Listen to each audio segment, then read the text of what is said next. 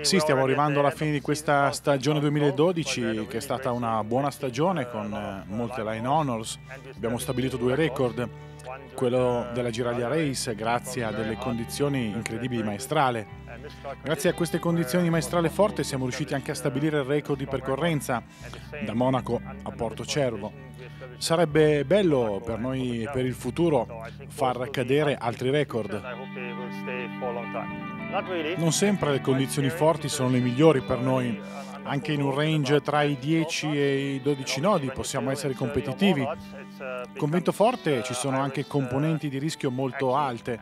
Sono comunque convinto che abbiamo un ottimo equipaggio e una grande barca per tornare a casa in sicurezza con un nuovo record in mano. Non ero mai venuto prima dell'anno scorso alla Barcolana, non ero mai stato qui. È stato veramente spettacolare l'anno scorso, una giornata con sole, poca bora, con un mare di gente, di persone ad accoglierci, di media.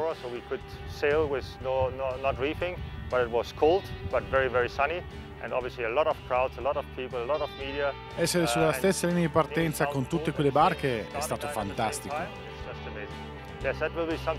Sì, abbiamo pensato che ci sono molte barche che partecipano alla Barcolana e molti di loro poi si trasferiscono alla Mid Sea Race. Solitamente c'erano 1 o 2 settimane tra 2 regate e abbiamo pensato di lanciare una sfida tra Trieste e La Valletta per stabilire un nuovo record.